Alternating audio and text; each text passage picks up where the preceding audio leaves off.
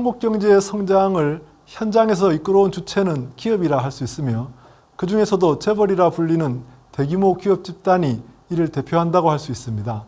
여기서는 대규모 기업 집단이 어떻게 형성되었고 어떤 문제를 안고 있는지 간단히 살펴보겠습니다. 재벌에 대한 평가는 극단적으로 갈려 있습니다. 한편에서는 수출을 주도하고 중화학공업이나 첨단 산업에 진출하여 한국 경제의 위상을 높였다는 긍정적인 평가가 있는가 하면 다른 한편에서는 정견유착이나 재벌 가족에 의한 폐쇄적인 소유 또는 경영체제를 벗어나지 못했고 그러한 문제가 한국 경제를 외환위기에 빠지게 했던 주된 요인이라는 부정적 평가도 이루어지고 있습니다. 그로 인해 1987년에 개정된 공정거래법에서는 대규모 기업 집단으로 경제력이 집중되는 것을 억제하기 위한 규제가 이루어지고 있습니다. 먼저 대규모 기업 집단의 경제력 집중이 어느 정도인지를 몇 가지 지표를 이용하여 언급해 두고자 합니다. 기업 집단이란 동일인이, 보통 재벌 총수를 말합니다만 동일인이 사실상 사업 내용을 지배하는 회사의 집단을 말합니다. 여기서 사업을 지배한다는 것은 동일인이 그 관련자와 합쳐서 당해 회사 발행 주식의 30% 이상을 소유하거나 그 회사의 대표 또는 임원을 선임하는 등의 영향력을 행사하고 있는 것을 말합니다. 그리고 기업 집단 내 계열회사의 자산 총액이 일정 기준을 넘는 경우 대규모 기업 집단으로 지정하게 됩니다. 공정거래법이 1987년에 개정되면서 경제력 집중을 억제하기 위한 조항이 신설되었는데 그때 이렇게 정의된 대규모 기업 집단에 대해서는 상호 출자나 출자 총액 또는 다른 계열사에 대한 채무 보증을 제한하고 있습니다. 그림 11-14는 기업 집단 수와 남색 실선으로 오른쪽 눈금입니다. 그 산하의 계열 회사 수, 주홍색 실선으로 왼쪽 눈금을 보여주는데 이거를 1970년대에는 20대 기업 집단, 1987년과 98년에는 30대 기업 집단의 계열 수를 예시하였지만 2002년 이후는 기업 집단 수 자체가 변동하고 있었습니다. 그래프에서 2002년에서 2016년은 상호 출자 제한을 받는 기업 집단 수를 보였는데 2002년에서 2008년은 계열회사의 자산 총액이 2조 원 이상이고 2009년에서 2016년은 5조 원 이상인 기업 집단을 말합니다. 2017년 이후는 자산 총액이 5조 원 이상인 공시대상 기업 집단을 말합니다. 그래프에서 2008년에서 2009년과 2016년에서 2017년에는 이로 인한 계열의 단절이 나타납니다. 이러한 자료상의 단절에 유의하면서 기업 집단별 평균 계열 회사 수, 연두색 실선으로 오른쪽 눈금입니다. 그거를 보면 각 시기에 증가하는 추세를 보였습니다. 다만 외환위기 직전에 계열 회사 수가 빠르게 늘어났다가 데이터의 공백 이후 2002년에는 크게 떨어진 것으로 나왔는데 그것은 외환위기 때 일부 기업 집단이 퇴출되었고 살아남은 기업 집단도 강도 높은 구조조정이 이루어졌기 때문입니다. 그 이후에도 현재까지 기업 집단과 계열 회사 수가 늘고 있고 기업 집단 평균 계열 회사 수도 증가 추세를 보였습니다. 그러면 이러한 기업 집단이 국민 경제에서 차지하는 비중이 얼마나 될까요? 그림이 11-15는 기업 집단이 생산한 부가가치가 GDP 또는 관공업 부분에서 어느 정도 비중을 차지하는지를 보인 것입니다. 1970년대에는 401이 추정한 결과인데 상위 5대 및 20대 기업 집단의 비중이 빠르게 늘어난 것으로 나옵니다. 이에 대해 85년 이후에 상위 5대 및 30대 기업 집단의 비중은 최승로와 장세진이 추정한 것입니다.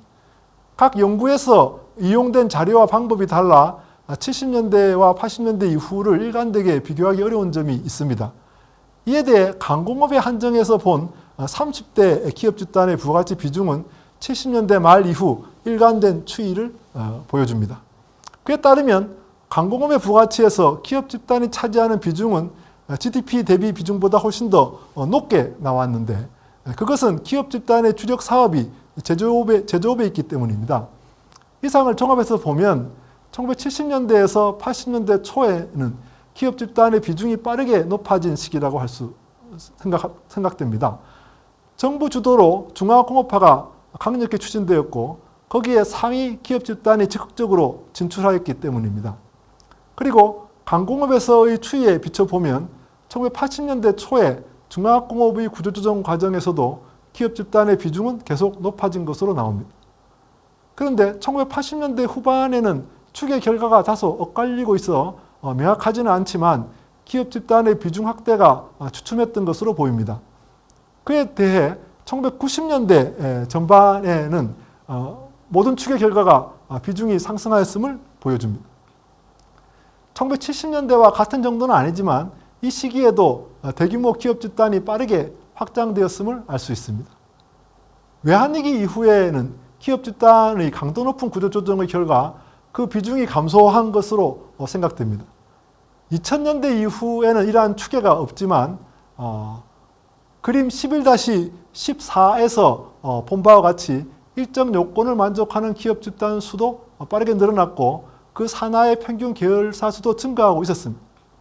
이를 고려하면 공정거래법의 경제력 억제 조항에도 불구하고 대규모 기업 집단이 국민 경제에서 차지하는 비중은 외환위기 때를 제외하면 꾸준히 높아졌을 가능성이 크다고 생각됩니다.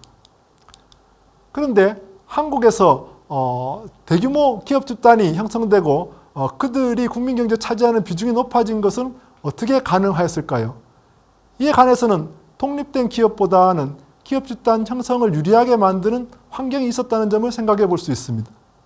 먼저 한국의 금융시장은 정부의 통제하에 있었고 불안전하였으므로 자금이 필요하다고 해서 시장에서 쉽게 조달하기는 어려웠습니다.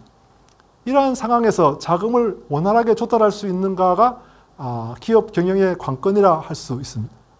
이때 기업 집단은 전체 계열회사를 통제할 수 있으므로 내부의 자본시장을 형성하는 방식으로 대응할 수 있습니다. 예컨대 신규 사업에 진출하기 위한 자금이 필요한 경우 자금의 여유가 있는 계열회사가 당해 회사에 자금을 융통해 주거나 출자를 할 수도 있습니다. 또는 당해 회사에 대해 채무 보증을 해주어 은행으로부터 대출을 받을 수 있게 할 수도 있습니다. 이러한 내부 자본시장은 기업 집단이 다각화를 추구할 때 유리하게 작용하였다고 할 수 있습니다. 그림 11-16은 총수가 있는 10대 또는 30대 기업 집단 내부 지분율 추이를 보여줍니다.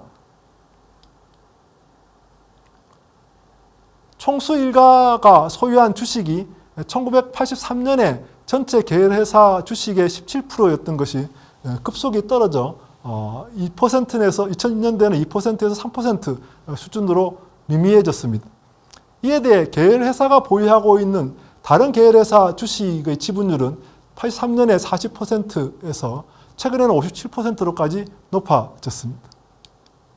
즉, 기업 집단의 다각화가 이루어지는 과정에서 계열회사에 대한 출자가 중요한 역할을 하였음을 알 수 있습니다. 그리고 재벌 총수는 지분율이 하락하였음에도 불구하고 계열회사의 높은 지분율을 이용하여 현 전체 기업 집단에 대한 지배력을 유지할 수 있었습니다. 그런데 공정거래법은 1987년의 개정에서 대규모 기업 집단의 계열회사에 대한 출자 총액을 순자산의 40% 이내로 제한하였지만 외환위기로 인해 1998년 이 제도가 폐지된 후 2000년에 다시 부활하였다가 2009년에 다시 폐지되었습니다.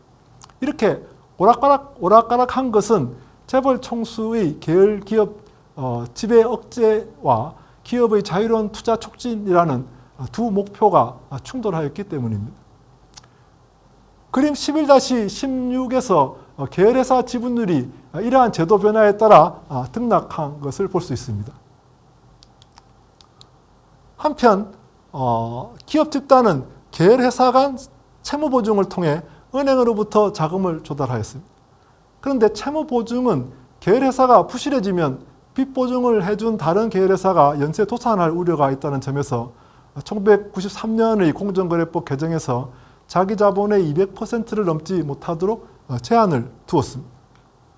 1997년에 이를 다시 100% 이내로 제한하였고 2001년에는 이를 금지하였습니다. 외환위기 직전에 30대 기업 집단의 평균 채무 보증은 174%로 나왔는데 기업 집단은 그만큼 은행으로부터 더 많은 대출을 받았음을 뜻합니다. 물론 기업 집단이 다각화는 내부 자본시장에만 의존하였던 것은 아니고 외부 자본시장에 더 크게 의존하였습니다. 그림 11-17은 한국은행의 기업균형 분석을 이용해서 전체 제조업 기업의 자기자본 대비 부채 비율을 보인 것입니다. 1970년대부터 외환위기 때까지 부채 비율은 연두색 실선으로 왼쪽 눈금입니다. 300 내지 400%로 나와 그 이전 또는 그 이후 시기와 비교해 매우 높았음을 알 수 있습니다. 경제 위기에 빠졌던 1972년, 1980년, 1997년에 특히 더 높았습니다. 총자본 중에서 회사채를 포함한 차입금 의존도 보라색 실선으로 오른쪽 눈금입니다. 마찬가지로 역유자형 양상을 보였습니다. 즉, 이 시기 기업 집단을 포함한 제조업 기업의 자금 조달이 주식보다는 차입금 중심으로 이루어졌습니다. 주식시장이 아직 충분히 발달하지 못한 점도 있지만 주식의 발행은 차입금과 달리 소유 구조의 변동을 가져올 수 있으므로 재벌 총수의 입장에서는 이를 피하고자 하였기 때문입니다. 30대 기업 집단의 부채 비율, 주홍색 실선으로 나타낸 것인데 보면 1990년대 400%를 넘어 제조업 평균보다 더 높았습니다. 1970년대에는 이러한 데이터가 없지만 기업 집단의 부채 비율이 평균보다 더 높았을 것으로 생각됩니다. 정부 주도로 추진된 중화공업화에 정책 자금이 집중되었고 재벌도 이러한 정책에 부응하여 기업 집단을 확장하는 기회로 삼았기 때문입니다. 정부도 실패의 위험을 줄이기 위해 과거의 실적으로 검증된 기업이 신산업에 진출하기를 원했습니다. 이것은 기존 기업 집단의 산업 기반이 중화공업 중심으로 재편되는 계기가 되었습니다. 다시 말하면 재벌은 초기의 사업 분야에 머물지 않고 성장 잠재력이 높은 쪽으로 나아갔고 이러한 주력 사업의 교체를 통해 더욱 확장할 수 있었다고 생각됩니다. 이와 같이 재벌은 비관련 분야로 다각화하면서 성장하였지만 그와 함께 일부 산업에서는 수직적 계열화의 양상을 보였습니다. 자동차, 전자, 화학, 공업과 같이 많은 부품이 필요하거나 복잡한 생산 단계를 갖는 산업에서 특히 그러합니다. 예컨대 현대자동차 완성차 생산에 뛰어들었을 때 한국에는 자동차의 전방 또는 후방 연관 산업이 제대로 갖춰지지 못했습니다. 즉 자동차의 중간재 시장이 불안전하였던 것입니다. 믿을 수 있는 부품을 안정적으로 확보하지 못하면 자동차 산업을 성공시키기 어렵습니다. 이를 수입에 의존할 경우는 자동차 생산으로 큰 부가가치를 기대할 수 없었으므로 정부도 부품의 국산화를 적극 지원하였습니다. 따라서 자동차 산업의 성장은 관련 분야를 계열화하는 방식으로 전개되었습니다. 현대자동차 그룹은 현재 차량을 철강에서부터 부품, 완성차, 물류, 자동차 금융에 이르는 수직적 계열화가 이루어져 있습니다. 수직 계열화된 기업들은 그들 간 내부 거래의 비중이 높습니다. 예컨대 삼성전자는 삼성 SDI, 삼성 코닝, 삼성전기 등과 수직적인 거래 관계를 맺고 있습니다. TV 브라운관 제조업체인 삼성 SDI는 제품의 52%를 삼성전자에 납품하고 있었으며 브라운관 유리를 생산하는 삼성 코닝은 매출의 61%가 삼성 SDI와의 거래에서 발생하였습니다. 전기 부품 생산업체인 삼성전기도 제품의 69%를 삼성전자에 공급하고 있습니다. 이러한 수직 계열화는 중간재를 시장에서 구매하는 경우와 비교해서 장점이 많습니다. 통상적인 시장 거래에서는 제품에 대한 정보를 탐색하거나 협상하고 분쟁이 생길 경우 대비하는 등 상당한 거래 비용이 생기 마련인데 수직 계열화에서는 그러한 비용이 거의 들지 않습니다. 그리고 계열화된 기업 간에는 마케팅 비용을 쓸 필요도 없고 긴밀한 정보 교류를 통해 기술 개발을 촉진할 수도 있습니다. 다시 말하면 수직 계열화된 기업이 마치 하나의 기업으로 묶여있는 것과 같은 효과를 기대할 수 있습니다. 다른 한편 바로 이러한 특징이 단점이 되기도 합니다. 예컨대 그만큼 시장 경쟁의 압력을 덜 받기 때문에 독립된 기업보다 혁신의 인센티브가 작동하기 어려울 수 있습니다. 만약 어느 계열 회사가 부실화될 경우에는 계열화된 회사 전체의 효율을 떨어뜨리는 위험에 빠질 수도 있습니다. 시장 거래에서는 다른 기업으로 거래처를 바꾸면 되지만 계열로 묶이게 되면 그러한 유연성이 제약을 받기 때문입니다. 한국에서 대규모 기업 집단의 성장이 빨랐고 한국 경제 성장을 주도했던 것은 이상에서 본 바와 같이 그럴 만한 이유가 있었다고 생각됩니다.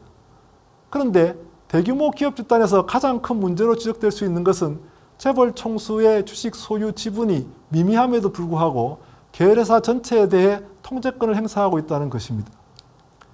이것은 대리인 문제를 일으키는데 재벌 총수가 자신의 이익을 위해 계열회사의 소액주주 이익을 희생하는 경우가 생깁니다. 이 문제는 주로 경영권의 세습과 관련하여 일어나는 경우가 많습니다.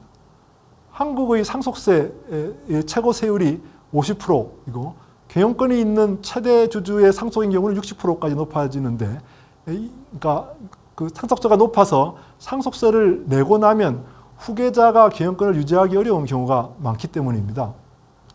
그에 대비해서 후계자의 주식 소유 지분이 많은 비상장 회사를 만든 다음에 계열회사의 내부 거래를 통해 빠르게 성장시키고 그 회사를 통해 다른 계열회사에 대한 지분을 늘리는 방법이 곧잘 동원되었습니다. 예컨대 계열회사 간 내부 거래에 관한 공정거래위원회 조사에 따르면 거래 가격을 통상의 시장 가격보다 높이거나 낮추어 계열회사 사이의 수익과 손실을 인위적으로 조정하고 있었음이 드러났습니다. 거기에는 부실화된 계열 기업을 구제하기 위한 경우도 있었지만 산업 관련의 하류에 있는 조립 기업들이 부품 등을 공급하는 상류의 계열회사를 시장 가격보다 높은 가격으로 매입하는 방법으로 보조하는 경향이 나타났습니다. 이것은 재벌 일가의 소유 주식 지분이 이미 덩치가 커진 조립 기업보다 부품회사 쪽이 더 높았으므로 자신들의 지분이 낮은 상장사의 주식을 의도적으로 지분이 높은 쪽으로 이전시킨 것으로 볼 수 있습니다. 이것은 재벌 일가에게 더 큰 이익이 가도록 하기 위해 상장사의 소액주주 이익을 침해한 것이 됩니다. 그리고 그룹의 지원을 받은 계열 회사가 효율적인 경쟁자를 배제하게 만드는 결과를 초래할 수도 있습니다. 이것은 공정거래법에서 부당 내부 거래로 제한을 받고 있습니다. 기업 집단의 내부 거래를 모두 감시하는 데 한계가 있지만 앞으로 부당 내부 거래에 대한 감시와 규제가 강화되면 기업 집단이 경영권 승계 문제를 포함해서 어떻게 변모해 갈 것인지는 주목되는 부분이라고 생각합니다. 이제 이번 주 강의를 마무리하겠습니다. 이 시기는 두 가지 점에서 다른 시기와 구별되는 특징을 가진다고 생각합니다. 하나는 민주화가 이루어졌다는 점입니다. 서구의 근대사를 보면 시민혁명으로 개인의 인권과 재산권을 보호할 수 있게 되었고 그 체제 하에서 산업혁명이 일어나고 경제의 지속적인 성장이 나타났습니다. 이를 전제로 하여 20세기에 들어와 비로소 보통선거가 이루어지고 대중민주주의가 실현되었습니다. 이에 대해 한국은 서구가 이룩한 근대의 성과인 이들 제도를 일거에 재헌헌법에 도입하였습니다. 제도의 형성에는 후발성의 이익을 누렸다고 할 수 있습니다. 그렇지만 권위주의 체제가 출현한 데에서 알 수 있듯이 형식적인 제도의 도입만으로는 민주주의의 실현을 기대하기 어렵습니다. 그 후 한국의 경험은 민주화가 실현되기 위해서는 먼저 경제 성장이 이루어져 중산층이 형성되고 그들의 교육 수준이 높아지고 요구도 다양해지는 변화가 필요함을 보여줍니다. 그런 의미에서 한국의 고도 성장은 권위주의 체제의 극복을 준비하는 의미도 있었다고 생각합니다. 그리고 민주화를 계기로 권위주의 체제 하에서 억눌려 있었던 요구들이 분출하였고 경제 개발에 밀려 있었던 사회 개발이나 공정이 중요한 의제로 떠오르게 되었습니다. 또 하나는 정부 주도에서 민간 주도의 시장 경제 체제로 전환하고자 했던 가독이라는 점입니다.